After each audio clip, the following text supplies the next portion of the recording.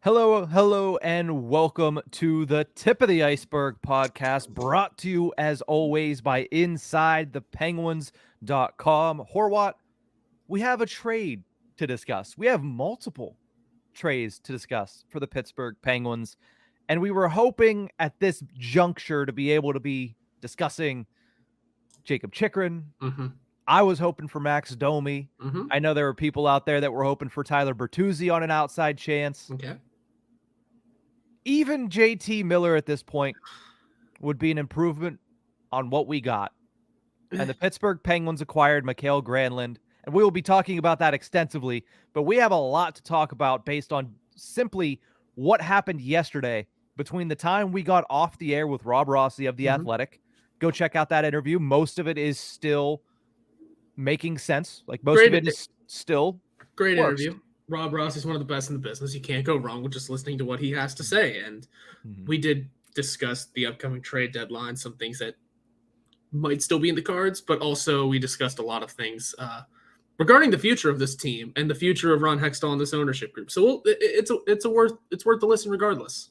Yeah, definitely go check that out, our conversation with Rob. But after that and up to now, there has been so much that has happened, and we're going to go in sequential order here in the first segment, starting with the fact that Brock McGinn and Mark Friedman both cleared waivers as of 2 p.m. yesterday. That opens up all of Friedman's $775,000 cap hit and just over $1.1 million of Brock McGinn's contract, as the rest turns into dead cap and he gets sent down to AHL Wilkes-Barre. No one bails out the Penguins for a second time. Horwat, did you expect anything different?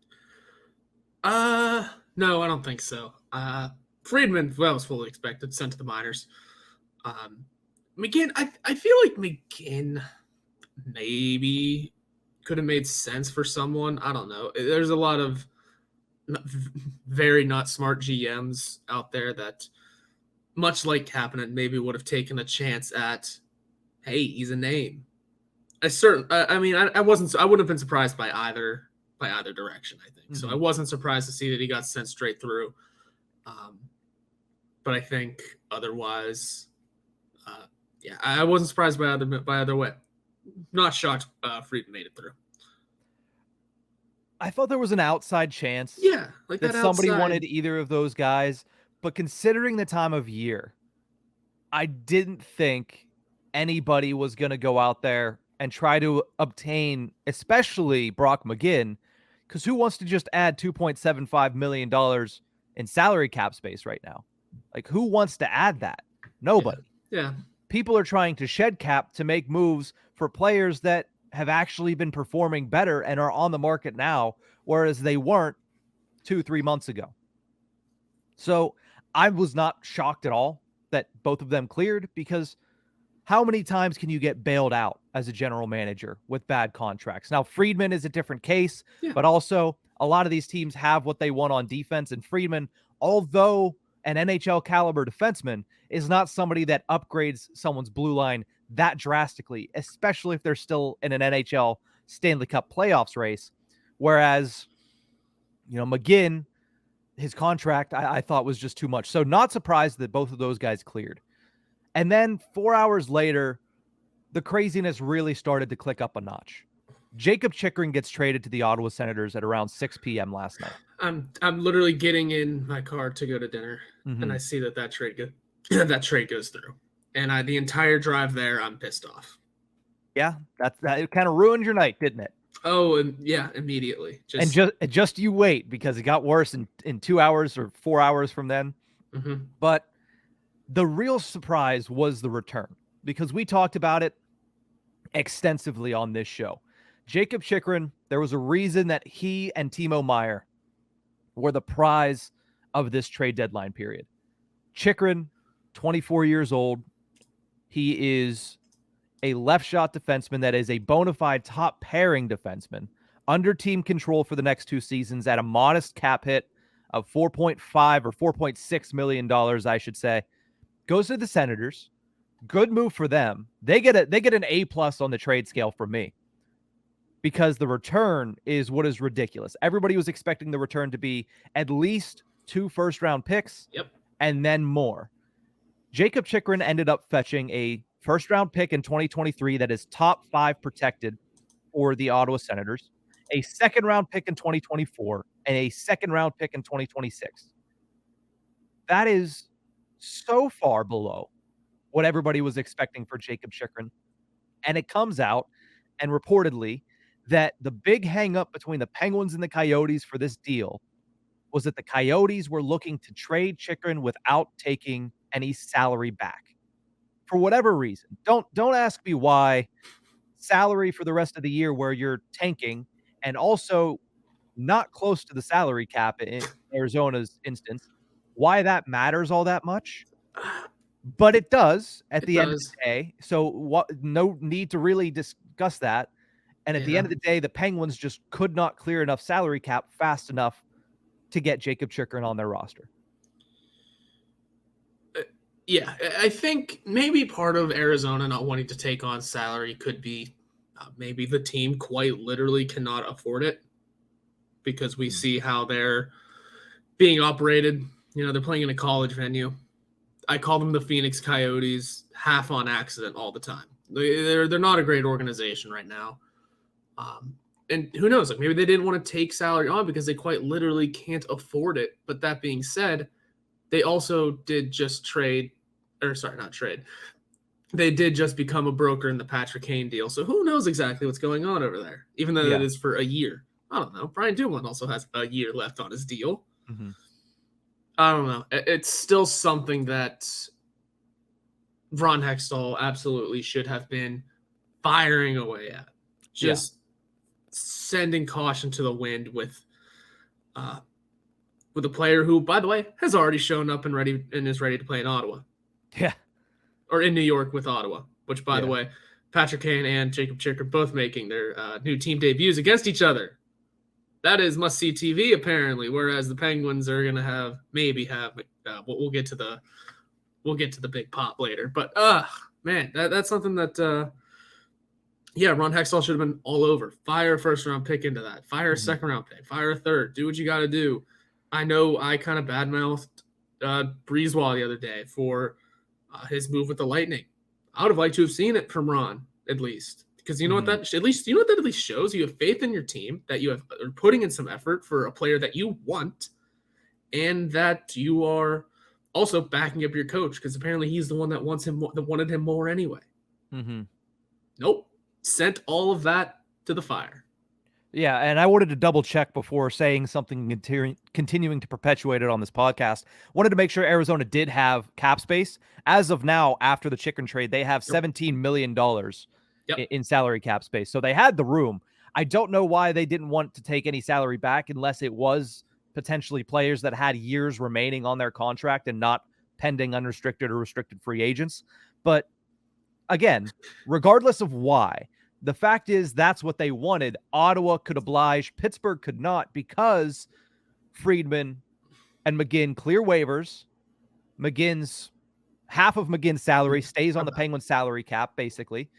And the Penguins just didn't have the salary cap space to just take on the Chychrun contract at that time. Now, about 3 hours later, 7:12 p.m., the Penguins did have the salary cap space because they traded away Teddy Blueger to the Vegas Golden Knights in return for a 2024 third-round pick and defenseman Peter Deliberator, or whatever. We'll learn how to say his name eventually. He liberated the Penguins from Teddy Blueger's $2.2 million of cap space. That's all I know.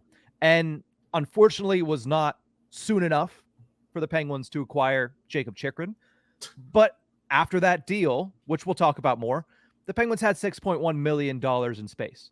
So when that happened, you said, okay, he's still fishing for a big fish. Who's it going to be? And we'll get to that in a minute, but let's talk about this Teddy Blueger trade first. What did you think of giving up on Teddy Blueger and sending him to Vegas? I'm shocked that it was just for a pick. I'm shocked that it really was just a cap dump. I'm a little surprised by that. I'm surprised we didn't look at Teddy Blueger's defensive analytics and go, we can get something for that. Nope. We got it for a pick. I would have liked to get something for Blueger more than a pick. But I get it. Offense sells in this league. Defense really doesn't, especially in Vegas. Defense does not sell in that town. he might bring a little something to Vegas that I haven't looked into any of, Vegas's situation. Doesn't look phenomenal. I don't know, but he might be able to help them. That being said, I'm shocked we didn't get anything back for him that could help us right now. I'm not. I mean, that was the purpose of that trade. Yeah, I know it was $2.2 million in cap space. Yeah, and I know it was. I just am of the mindset that if you would have told me heading into this season that we would be trading away Teddy Blueger, I'd be like, oh, that makes sense. What did we get in return? Expecting, because Teddy Blueger's a phenomenal defensive-minded player, that he would have been able to fetch something. Good penalty killer. He can do plenty of things. It's just no offense. Third round pick. Oh, how much trouble are we in? And a ECHL defender, by the way. Yeah, I genuinely would have asked, how much trouble are we in? And I'm getting my answer, by the way. Mm-hmm. It's a lot. Yeah, when they made this deal, I looked at it and I said, okay, well, Teddy Blueger was one of their only real valuable trade chips that they can get rid of cap space. But you look at it again and say, okay, it's $2.2 million. We're not retaining any if you're the Pittsburgh Penguins. Yeah. It leaves the door open to go out and make another move. Now, I know Chychrun was the prize, but there are still other prizes on the market that could boost this Penguins roster. Yeah. And again, we'll get to what they ended up doing in a second. That ends Teddy Blueger's 11-year tenure in the Pittsburgh Penguins organization, as he was originally a draft pick by the Pens back in the early 2010s. 5 years at the NHL level, 250 games played, 92 points, 33 of them goals. But this season, none of that offense really came through. 45 games for Blueger, 12 points, 2 of them being goals. That's not a great way to go out. No. And that's partially why I think you look at the fact that they didn't get anybody back. It's because Teddy Blueger doesn't really deserve to have an NHL player come back for him in that instance. Yeah, like absolutely. Getting the $2.2 million was the best case scenario, plus some draft capital, like a little bit of draft capital. And a third round pick, I think, borders on that being actually valuable versus this is just, I mean, it's magic beans regardless, but it's less so magic beans because it's a third rounder, despite Rob also telling us yesterday that those picks aren't valued as highly as they used to be. And I understand why, and I agree with it. And Julian Breezewell just said to hell with him. Yeah. But yeah, no, I get it. It's, you picked up what you could for the season he's having. Like I said before, though, it's if you would have told me going into the season we're trading with Teddy Blueger, I'd have been like, all right, cool. What package are we getting? Because he was that kind of player. Yeah. And just the season he's having did not help him, and that's kind of where that all came from. That being said, though, that 2012 draft class was a hell of a draft class for the Penguins. Yeah, Derek Pouliot aside, it was a great run from each of those picks. I mean, Pouliot got NHL time both here and in Vancouver, and I believe another team that I'm missing. Without looking, I think Matt Murray was in it. I remember, obviously, Teddy Blueger. I believe Olli Maatta was the other first-round pick. I know they had 2 first-rounders in 2012, but I can't remember if it was Olli Maatta in that draft. But, I mean, he just signed a nice extension with the Detroit Red Wings, so good on Olli Maatta. Yeah. But regardless, what that leaves you with if you're the Penguins is Ryan Poehling ready to step in as the Penguins' fourth-line center. And I honestly think that is a shrewd move because there was not much of a difference between Poehling and Blueger.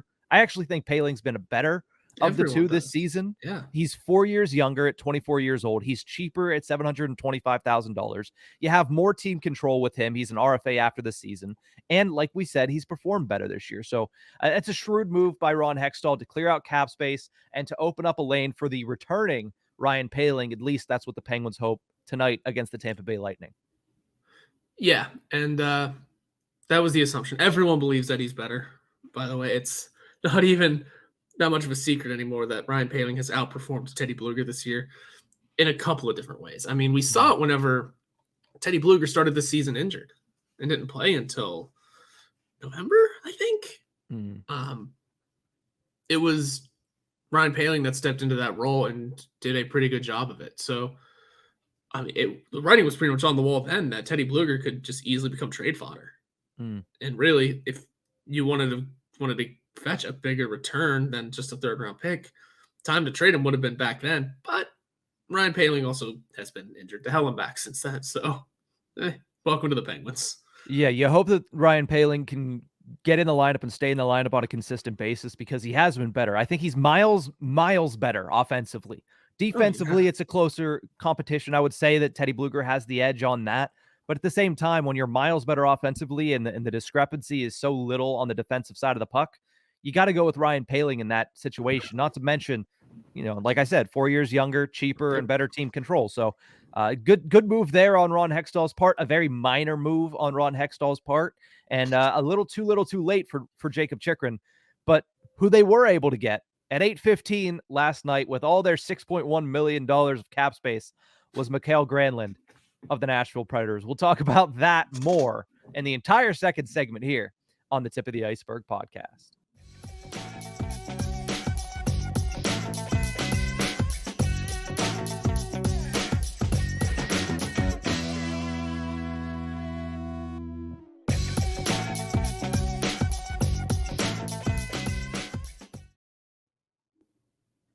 Welcome back to the Tip of the Ice-Burgh podcast, brought to you as always by InsideThePenguins.com. I'm Nick Brlansky. That's Nick Horwat.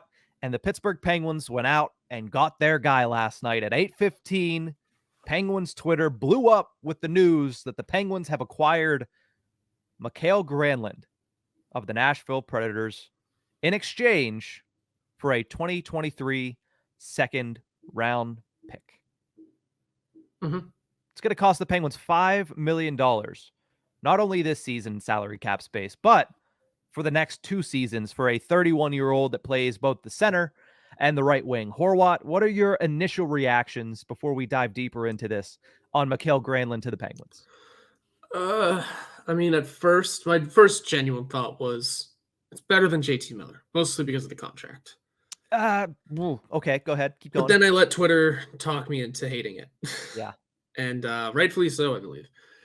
The metrics don't look good. The numbers are what they are.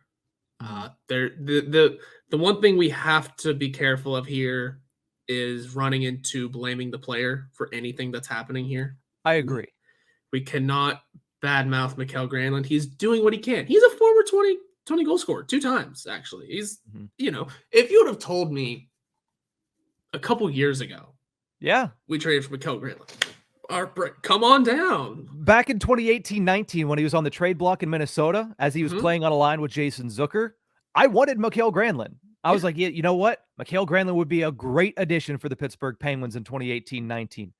Obviously, his numbers have dipped since then, not to mention he's 4 or 5 years older. He's now 31 years old, and he's starting to slow down physically as well. That'll happen. That'll happen. He's a hell of a puck mover, it seems he's turned into. He used to be a good goal scorer. Now he's turned into a phenomenal playmaker, which is a start for the bottom 6, right? It's something. It is a little bit of offense to kind of give certain guys a push. I mean, he literally last year he had 64 points, 53 of them being assists. Hey, you know what? That's not bad. Like I said, and this year he has more points than any Penguins bottom 6 player already. Exactly. So it's already an improvement on the ice. Then you get into the books. Yeah. Then you get into the books. I'm excited. I'm kind of excited to see what Mikael Granlund can do on the ice, but I'm not excited to see what this contract does for the Penguins for this year, next year, and the year after. Yeah. $5 million, because now he's making Ricard Raquel money. He's making Brian Rust money. Making $500,000 under Jason Zucker money. I mean, Jacob Puntori just put a great piece out on Inside the Penguins about how the core deserve better from Ron Hextall. And he had a line in there that made me think, what does this do with Jason Zucker's future here? Yeah. Does it all but shove him out the door? Is Zucker going to be okay with making about the same amount of money? Because guess what? We can't increase. We cannot increase. I think with the way the metrics look on Granlund this year, with the pieces that could have been acquired instead, this is not a good look. You got all that cap space, all of it, $6 million, the most this team has seen in a long time. Yeah. Most of this team has seen mid-season in a long time. We've seen it in the offseason, but everyone has in the offseason. Yeah, whenever 10 contracts drop off your roster, that happens. Yeah, this is probably the most in-season money the Penguins have had since maybe 2012, during right before that draft. I don't know what the contracts looked like then. Then you went and set it immediately on fire with, again, I'm not blaming the player, but with a contract that doesn't look great. It literally took less than 2 hours for Ron to spend that cap money in a not so great way. And here's the thing. Nothing against Mikael Granlund. Nope. I'm excited to see what he's able to do Yeah. too. I mean, it's a change of scenery for the guy. You notice that his offensive production went down and dipped when he went to Nashville, which historically has been considered a defense-first team. They've always built from the back end out. So maybe coming to the Penguins, a team that values the offensive side of the puck a little bit more than Nashville historically, maybe he turns it around. Maybe he becomes an offensive force once again at the age of 31. That's great. This is not the blonde depth forward that I wanted to see the Penguins get this week. I wanted them to bring up Nylander, who scored Wednesday for Wilkes-Barre. That's the blonde depth forward I wanted, because he is much cheaper than $5 million of Mikael Granlund. He's also much younger than $5 million of Mikael Granlund. So again, nothing against the player. There's several pros, and I already mentioned some of them. Change of scenery might be a great help. New blood in the bottom six was much needed regardless of who it is. He has some of that foot speed left. I've seen a lot of people say that he's slow, he's old. I get that he's not as fast as he used to be, but by no means is he slow. If he's playing next to Jeff Carter, it's going to seem like he's much faster. Now, he's not a burner. He's not Kasperi Kapanen, and he's not a burner, but he does have some foot speed. He does have pace to his game. So let's not go out there and bury the guy before he even steps foot on the ice in a Penguins uniform. I think there are pros to this. But the cons, like you said, are all really, really bad cons. He doesn't play defense. So you're basically getting Danton Heinen part 2. He also has a $5 million contract. And the biggest thing for me is it's $5 million for the next 2 seasons for a guy that is over the age of 31 already. And he has been steadily declining over the past 3 seasons. The player is not worth that money. The fact that you couldn't get Nashville to retain any of that salary is horrendous. And we'll get to Ron Hextall more later in the show. But the fact that, yes, it's a second-round pick for one asset, and at the end of the day, it's not a bad return that you're giving up. You completely took yourself off the board for so much else that you could have done here in the next 30 hours. The Penguins had a list of boxes that needed to be checked this trade deadline, right? They did. They needed, and that list grew and shrunk as the year went on. The one consistent for sure was getting some bottom 6 help. The other boxes, included backup goalie, top line defenseman, maybe another scoring winger for the top 6 to kind of funnel down people into the bottom. He checked one of those boxes, and that was bottom 6 help. But he kind of half checked it because it's an aging 31-year-old Mikael Granlund who makes a ton of money. And that's it. And then you just buried the rest of the chances of anything. It's far less than ideal. I think we got ourselves hyped up over, hey, we're involved in Jacob Chychrun because Mike Sullivan wants him too. All right. Then you see the return. Goes to Ottawa, who, by the way, is a scary team now. They've been a scary team. They just need to put it together. Yeah. And maybe find a top-notch goalie. Yeah. Should have kept Gustafsson, but maybe. I digress. Yeah. But then you see the return. Mike Sullivan cannot be happy about that, by the way. No. He can't. And I have a theory about Sullivan. Stick around to the last segment for me to hear what I have on that. But the cap hit, it's not as much this season, because whatever you can make to fix this season is whatever you can make to fix this season. But like I said, 2 more years, that handcuffs what you can do this offseason now too. Like you mentioned, Jacob wrote about it. Where does that leave Jason Zucker, who has been very good for this Pittsburgh Penguins team this season? Where does that leave Tristan Jarry, who's going to need an extension this summer? Talked about that with Rob yesterday. Exactly. Where does that leave the defense, which is going to need restructured this summer? What do you do on the left side? They don't have a number 1 defenseman on the left side. You lost out on Chychrun. There's no way you're going to get one this season, so you have to address that in the offseason, and it's not going to be cheap. You handcuffed yourself for this offseason and the next on a contract that nobody else is going to be stupid to take unless you give them your first round pick. And Ron Hextall has said he doesn't want to do that. Now, will the next general manager that comes in want to do that? Maybe. But again, that is an asset that is being lost to get rid of another negative asset. I believe the market value on Dom Lucian and Shayna Goldman's player cards for the Athletic is $1.5 million. The man makes $5 million. Oh. It's another negative asset contract on the Pittsburgh Penguins books.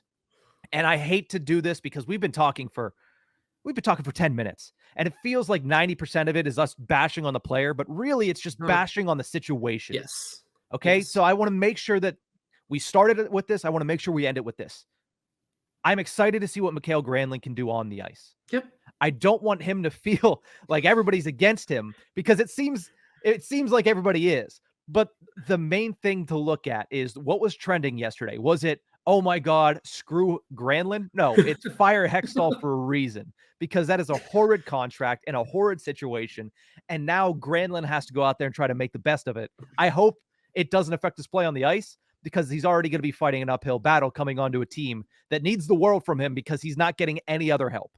I hope that he at least comes into this with some drive, with some effort. Mm-hmm. He can be a productive player. He can be a good addition to this team. Let's just be honest. In terms of on-ice performance, he can be an addition to this team. Right? Yeah. He absolutely can be. He's a year removed from a 64-point campaign. Mm-hmm. I would have loved a 60-point player in our bottom six all season. Yeah. You know? Wouldn't you? You tell me he does. Ron Hextall makes this move in the offseason. I mean, I'm still curious about that cap hit, but hey, we got to look at the season he just had: 64 points, 50 plus assists. Mm-hmm. Throw that in the bottom six. I forget where we all stood on Carter heading into the offseason, but I don't think it was a great place. No, maybe he rejuvenated. I mean, it wasn't a great place, but we were taught. I think there were still discussions of, hey, he finishes out these 2 years, he's got a hell of a career under his belt. We bring in Mikael Granlund in this past offseason. We go, hey, you know what? Maybe he does something to kind of rejuvenate Carter for the final 2 years of his career that we're stuck with. Mm-hmm. Right? Yeah. Let's kind of try and push that mindset a little bit here with the player. Yeah. With the contract and with the general manager. Whatever you said, whoever the next general manager of this team, my mind immediately went to our post recording conversation that we had. Yeah. Afterwards, which hey, you know what? It might be fun to throw onto a recording one day, because that's a hilarious theory, but a lot needs to happen first. Yeah. That being said, like you said too, I'm excited to see what Granlund can do. I am. Like you told me a couple years ago, he's on the trade board for the Penguins. Absolutely, that sounds like a player that can do something. Mm-hmm. What it feels like now, though, is with the declining play, with the increasing age, and with that cap number, it turns into kind of the way I looked at this team a couple weeks ago when Ron Hextall said, we like our team on paper. Mikael Granlund on paper is a good look. Great look, right? He's a proven NHL player that can produce in the bottom six. Yep. And guess what this still very much is? Just a paper move. I saw a tweet. I forget who tweeted it, but it was a quote from Chris Mack on the Fan Morning Show that Ron Hextall is shuffling deck chairs on the Titanic, but also making it $5 million more expensive and older. Yeah, I believe somebody from The Athletic, it might have been Yoey, also said it's impressive because he's both shuffling deck chairs on the Titanic and is the Ice-Burgh at the same exact time. I also saw it's like going to a steakhouse and ordering the pork chops. Yes, a lot of great metaphors from everybody. You know, it's been very entertaining, the fallout of this, although albeit very negative. But and at least it's all geared toward Hextall, and and not the player. Yeah, it's as it should be. Yeah, it's truly baffling what came of the last few days, a couple of hours. It's not exciting. And man, it's 9 a.m. and people are still upset. Yeah, people are going to be upset about this for a while. Maybe if the Penguins go out there and get a win tonight against Tampa Bay, it tempers the anger of the fan base, but I don't think it's going to temper anytime really soon, or at least completely go away. That first home game, March 7th against Columbus. They better hope they win every game between now and then. Oh man, they better hope Granlund gets like 2 goals, a couple of goals, maybe a couple of assists, maybe one more move gets made, then that player does something productive before they get back home and have to play one of the worst teams in the league against what I'm going to assume is 18,000 plus, because people say attendance numbers are down. Last few games have been pretty well attended. Once you get towards the end of the season and people can see where the Penguins lie, a lot more people want to see it. Plus, it's springtime's coming around. You're far away from Christmas, where that drains everybody's bank accounts anyway. And prices, let's not lie, prices have gone down on tickets. That's definitely a thing. If you find them, I found them on Vivid Seats, which no free ads, but I've seen some very cheap on that app. As someone who works in a box office, not the PPG Paints box office, I don't know how all that works. We highly recommend you don't use outside people just in case. But hey, if they're cheap on there and they're real tickets, damn. If is good.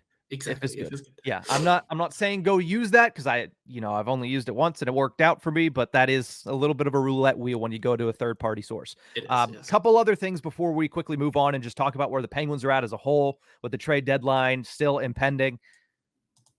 The Penguins are continuing to get older. We mentioned Granlund is 31. There are 3 players the Penguins have dismissed in the last week, either by trade or by waivers. Kasperi Kapanen, 26 years old. Teddy Blueger, 28 years old. Brock McGinn, 29 years old. And, of course, Granlund coming in at 31. Certainly does not help out your average age of being the oldest team in the National Hockey League. That's one thing. But the other positive thing I want to mention, normally it takes forwards longer to regress than defensemen. Yeah. So we've seen Granlund begin that process a little bit, but maybe that change of scenery switches things around, and that regression takes a pause and slows down. And you see Granlund, as we've mentioned several times throughout this segment, you see Granlund pick the pace back up and become a really good bottom 6 piece for the Pittsburgh Penguins. That cap hit's never going to get better, but the player could get better, and that's what you have to look at if you're a Penguins fan. So we're going to take a quick break. When we come back, let's talk about what's left for the Pittsburgh Penguins in this current situation, where our thoughts are with Ron Hextall, where our thoughts are with the trade deadline coming up, and where our thoughts are with the Pittsburgh Penguins bottom 6. We'll talk about this and more after the break.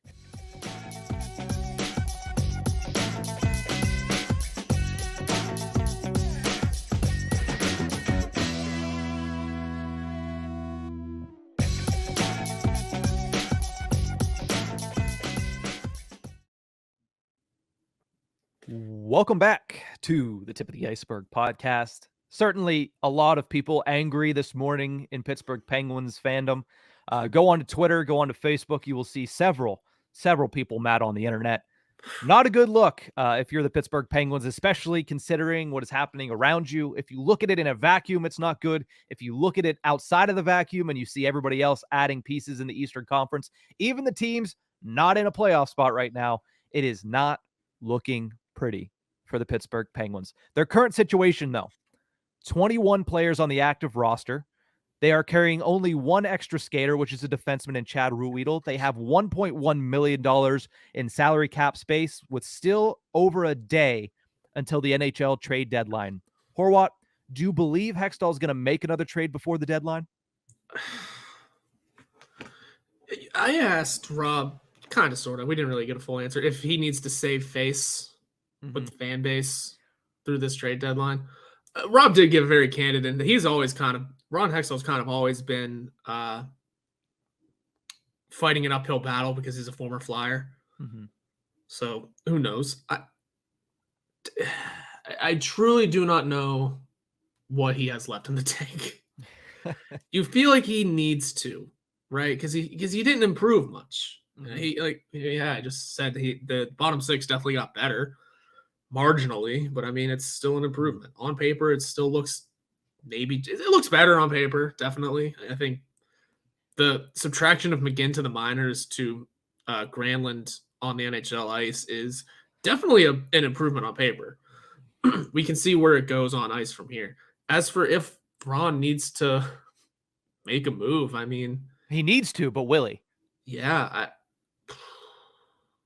I don't know. You know what? Probably not, because whenever he was hired, he mentioned wanting $2 million in cap space, for trade deadline acquisitions, for other free agency stuff, for moves. Here he is with 1.1. He's made his move. He's made one move in each of the last 2 trade deadlines. Rob Rossi said he's made 5 moves his entire tenure here so far. This 5 is now trades, 6. yeah. Now this is 6. I don't see another one happening. I don't. He does need to. He's absolutely not going to. He wants that cap space relief, and he does. It's not at the number that he wants. He's lost out on Jacob Chychrun. Brock Besser is no longer on the table, apparently. Unlikely, yeah. At this point, I mean, yeah, adding JT Miller does so much for your offense, but by God, $8 million. Yeah, I don't know where you're affording that. Where you're affording $8 million of JT Miller plus $5 million of Mikael Granlund. Like, how can you add $13 million at the deadline when you had none to begin with? And the funny part is the $8 million doesn't even start until next season. That's what makes the JT Miller thing so horrendous that we were even in on it all. Yeah, and I believe it's 7 years too. So 7 years. Yeah, stay away from that. Don't. Nope. Okay. He does need to make another move, and it does need to be JT Miller. Max Domi's, I just don't think is going to happen anymore. The dude's about to sign an extension, I think. They're all the names that could be floated around. I just don't see it happening anymore. So my answer is no. I don't see him making another move. Have fun, Pens fans. Accordingly. I disagree. I think he does end up making another trade before the deadline. I think he has one more in him because you have that $1.1 million in cap space, but lest we forget what he does have in draft stock still. He has all those first-round picks in his hand. He's got stuff he doesn't want to move. Yeah, I'm aware he doesn't want to. At this point, I see him making a move because he knows that he's going to be gone if he doesn't, right? Like at this point, you know that you have to succeed this season or you're gone. He might already be gone. Yeah. That might be a predetermined situation already that Ron Hextall is going to be fired. It's just a matter of when and not if. So I think he's going to make another move, at least one. It might be a small move. It might not be a good move. I would actually probably wager money that it won't be a good move. But he has that $1.1 million in cap space. He has roster spots available. And he has that draft stock. What is one thing that'll get salary cap money retained fast? It's a first-round pick. So he has the assets and the ability to make one more move, potentially. I think he does. Whether or not that's a move that helps the Penguins instead of hurts them more, that remains to be seen. And I would probably think that it's going to end up hurting them anyway. Oh, yeah, because you know who it's not going to be? Tyler Bertuzzi. Tyler Bertuzzi, as we speak, Elliot Freeman tweeted he's hearing that Tyler Bertuzzi may be going to Boston. So another one off the board. That's a fit. And guess what? Another one off the board to an Eastern Conference team. The East is loading up, and the Pittsburgh Penguins are sitting in a little dinghy saying, you know what? I think we're just going to try to go up against the Black Pearl and the Commodore from Pirates of the Caribbean, but we're cool in this dinghy. We can hit people with our oars. All of the analogies continued. I mean, I saw Jay Fresh tweet that the East is loading up, whereas the Penguins are a Simpsons gif of, I forget what the kid's name is, but saying "Go banana" as he throws a banana on the floor. Yeah. We're the ones entering battle with the Nerf gun, the squirt gun. That.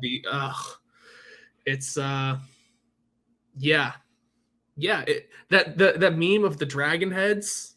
And there's the one derpy one. Yes. That's the Penguins. That's going to be the Penguins. That's the Penguins. Yeah. So honestly, you think he doesn't make a move. I think he does. Whether or not that helps, to me, it's up in the air. Because what is the one thing we could always say about Ron Hextall? Hey, his trade deadline acquisitions have hit. I mean, Jeff Carter, when he acquired him, it hit. The extension, he got in trouble. Yes. Ricard Raquel, that acquiring him at the deadline, that hit. The extension, still pretty good to this point, but very long. There's a lot of time for that to turn negative. But as of right now, that's a positive thing. Yes. This one, from the second you acquire Mikael Granlund, the player on the ice, maybe he's good, but he's never going to make that a positive trade. He's never, it's going to be very difficult. I don't want to say never. I don't want to put him in a box like that. It's going to be very difficult for Mikael Granlund to perform well enough to make that trade a positive move for Ron Hextall's ledger. Yes. And you know what part of it might be is because of the culmination of what has happened to get to this point. Like the culmination of things that had happened, or I guess I should say didn't happen, for those fire Hextall chants to ring out at PPG Paints Arena against Connor McDavid and the Oilers. Mm-hmm. It was the culmination of so many things not happening on Ron Hextall's part to force that. This is now a deal that I'll keep going back to. Mikael Granlund can be something. He can still do something in this league. The money is a bit high. We make this trade far earlier in the season. We go, okay, you got to have more moves up your sleeve. Let's see what Granlund can do. Mm-hmm. But it's the fact that you waited until within 48 hours of the deadline. You waited until all of the big name pieces that you were maybe looking at gone, or RJT Miller. It was the culmination of being patient, waiting for the price to drop. According to this tweet, by the way, from David Pagnotta, also while we were sitting here recording, Chychrun's agent said there were a number of balls in the air. There were multiple teams who offered 2 first-round picks and players. Mm-hmm. He didn't get traded for 2 first-round picks. Yeah. Now that kind of throws a little wrench into, they did. Yeah, the Penguins might have thrown the 2 first-round picks, but the Coyotes, like we said at the beginning of the show, they didn't want to take a player back. They didn't want to keep salary coming back, and the Senators provided that. The Penguins, whether or not they actually went out and put the 2 first-round picks on the table, they were probably going to need to, until they made the Teddy Blueger trade. They were going to need to trade somebody else, move other salary, and they weren't able to. So when you look at the trade deadline and when you look at Ron Hextall this season as a whole, I think, while I don't know the plan, I said it yesterday, and Rob said neither did FSG for the longest time, which was great. Even though I don't know the plan, as of right now, what I can make out is the plan was for Ron Hextall was hope. Hope for the longest time, hope that this team will correct its own mistakes and fix themselves. Because he didn't make a move. He liked it on paper. He was hoping that it would turn around and get better as the season went on. And he didn't have to make a move. Hoping that they would get to the point where he would just have to add one piece to really push them over the top. That hope never happened because they were still multiple pieces away from being a top contender with a week before the deadline. And at that point, that was his breaking point. He said, okay, I lost hope in that, but maybe I can hope for something else. Hope for somebody to take Kasperi Kapanen. Oh, they did. Maybe I can hope for somebody to take Brock McGinn or Mark Friedman too. That way I have cap space to make a move. Let's hope that somebody bails me out. That didn't happen. A lot of failed hope on Ron Hextall's part. I don't know what his plan is, like I said. But from the outside looking in, a lot of it is just based on close your eyes and hope. Hope that somebody bails you out, whether that's other GMs, whether that's the team on the ice. Hope that they can play better than they're supposed to be playing because they're not that good.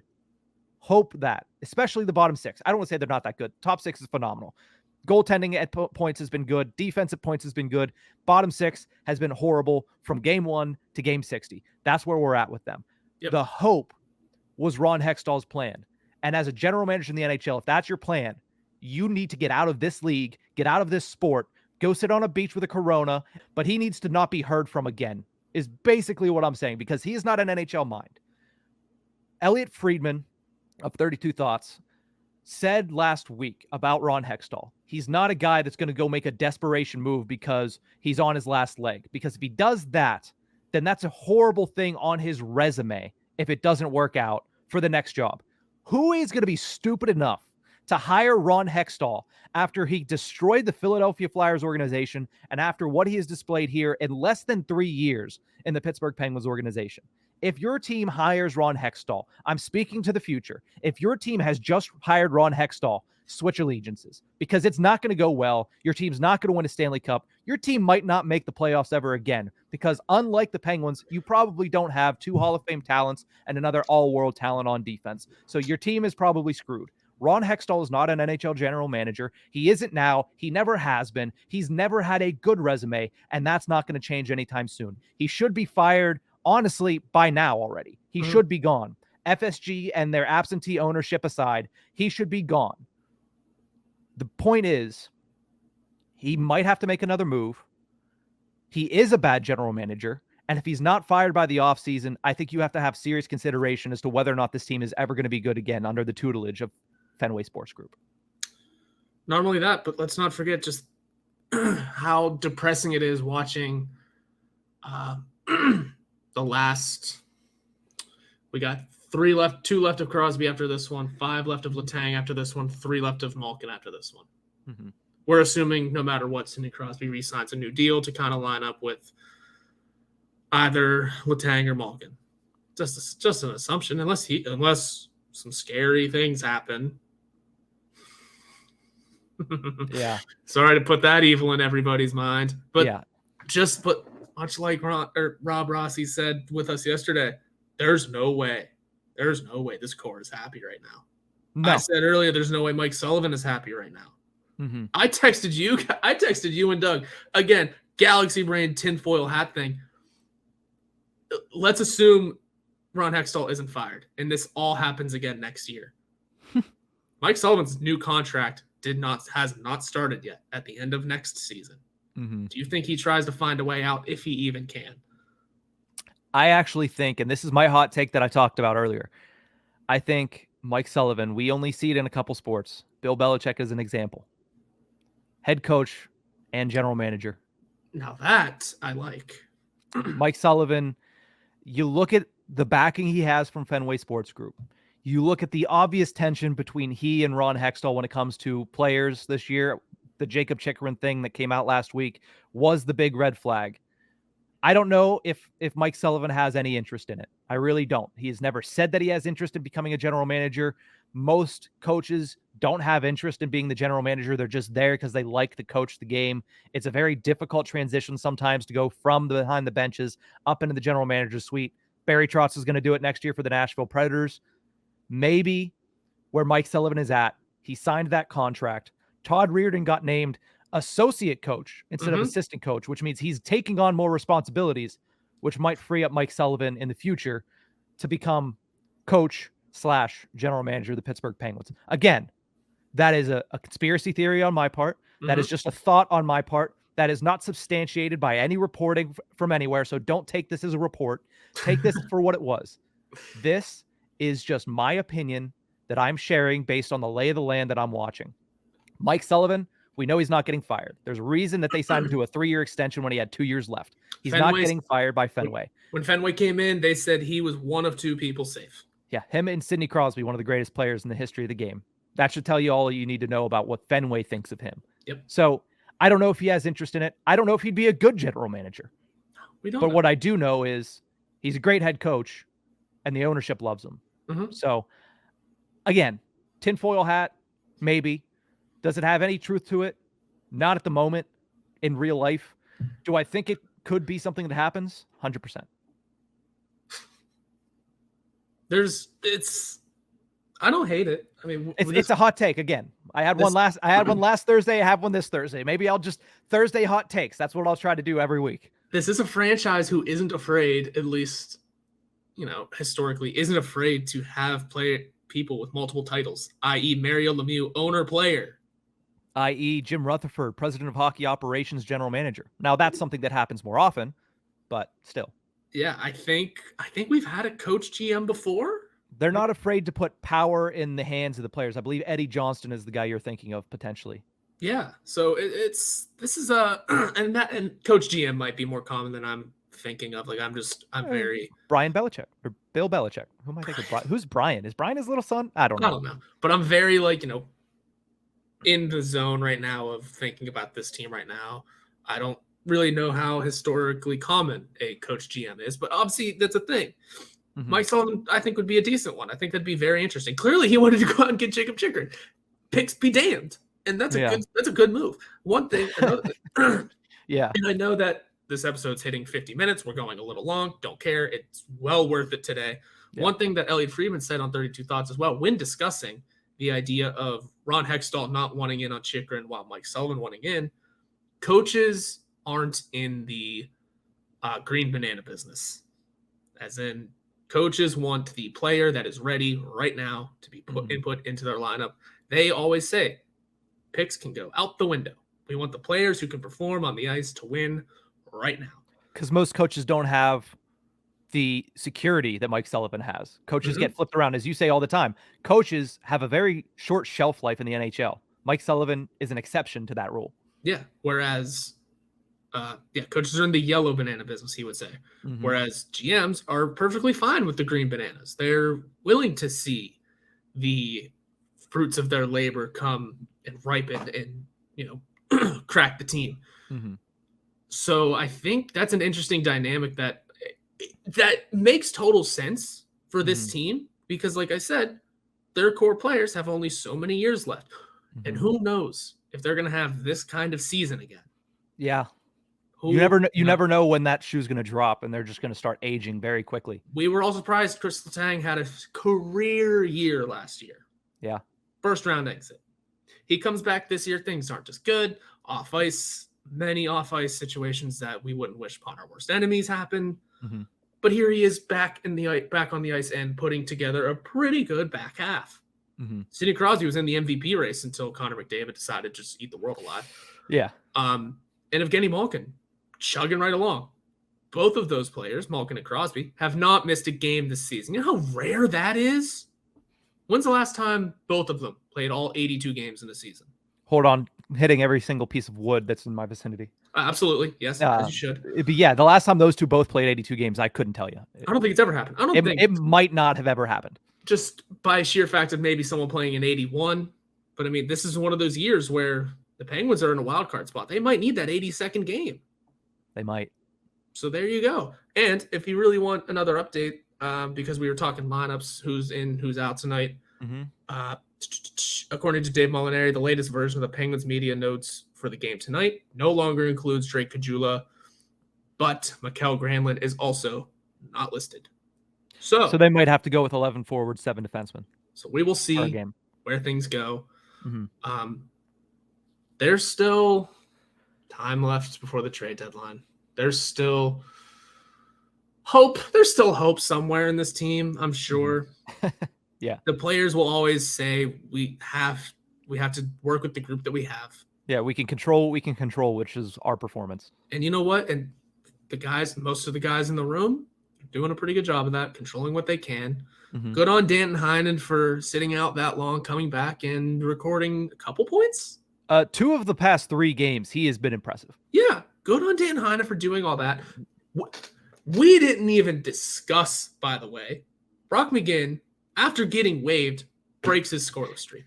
He does, with a beautiful pass. Yes. That changes the entire tide of that game and practically gives the Penguins like a massive reason as to why the Penguins got 2 points on Tuesday. Absolutely. Good on Brock McGinn. We made it 55 minutes without even bringing that up. Yeah. Well, there's been a lot that's happened between then and now. And again, all the things we've said that and now, none of it is against Mikael Granlund. None of it is against Brock McGinn. We've badmouthed Brock McGinn enough this season. Yeah. None of it is against Danton Heinen. We've badmouthed him a lot earlier in the year, and all of them professionals. They're doing what they can. Yeah. And man, this team drives me crazy. I'm excited to see what the future holds in many different ways. But right now, hopefully a lot of it doesn't hold Ron Hextall. Yeah. So under 30 hours now until the NHL's trade deadline. The current bottom 6 for the Pittsburgh Penguins, if Granlund gets to the team in time, obviously, the current bottom 6 reads Heinen, Granlund, Carter, O'Connor, Paling, Archibald. I like the 4th line. The 3rd line is an improvement because Carter is better on the wing than he is at center. And I think with Granlund, as we've talked about, being a very good facilitator, very smart on the ice with his passing, very crisp passing, very good facilitator, and Heinen's ability to be a trigger man, that might work for something. That might create a little bit more offense in the bottom 6. So that's something to keep an eye on. And also, if no other moves are made between now and the NHL trade deadline, there are 3 players that you can expect will be on the list of names to watch for and potential call-ups. Drake Caggiula is obviously one of them. He was held out from Wednesday's game at Wilkes-Barre, potentially to be a call-up for the Pittsburgh Penguins. He has 37 points in 47 games, including 12 goals. Then the other two guys who Ron Hextall mentioned several times in his press conference late last week, Valtteri Puustinen, 45 points in 53 games, and Alex Nylander, 48 points in 52 games. Those are three players that could fit under the salary cap if the Penguins would like to make another move and add another forward, which they would probably need to, considering they only have 12 on the active roster right now, and it's kind of hard to go around road trips and try to play in games when you don't have that extra forward on the roster. But the game notes that I just got has 11. Has 11. So they're going to go 11 forward, 7 defensemen. The last time they did that was the Winter Classic. Oh, yay. And Kasperi Kapanen was the only one to score a goal in that game. Yeah. So, but I believe, if I remember correctly, and again, this is just me trying to dig back in the archives, the first game of last season against Tampa Bay Lightning, I believe the Penguins played with 11 forwards and 7 defensemen, and they won that game by a score of 6-3. So maybe that doesn't end the chances of getting a win on the road against the Lightning, but the Lightning are going to be looking for revenge after what the Penguins did to them on Sunday afternoon. They opened the season a forward down. I don't remember that. Jake Gensel, Crosby was out, Malkin was out, and Jake Gensel had COVID. Oh, and Rust was out, so that makes sense. Oh, Rust is right there. What was I saying? Anyway. Oh, because this was on the road. The home opener, Rust was out. I'm talking about last season. 2021? Yes. Yeah. Oh, okay. I'm thinking of pictures from the home opener where Rust was injured. Oh, yes. Yeah, that's why. Because we started in Florida for some reason for pair games and came back home against Chicago. And Rust is not in the lineup, along with obviously Crosby and Malkin. I believe Rust. Yeah, Rust. I don't know. All right. I'm looking at the roster. I don't know. That's gonna do it for this episode of the Tip of the Iceberg. We've talked a lot today. We're gonna save something for next week potentially. There's still time to make a move for Ron Hextall. If he does, just keep it here on our feed, Tip of the Iceberg podcast, where you can find this show, Penguins to Go. Visit us on YouTube at Inside the Penguins. We're up to 750 subscribers. It would be nice to get to 1,000 before the end of the regular season. That'd be that's the goal right there. But that's gonna do it for this one. We'll see you guys next time.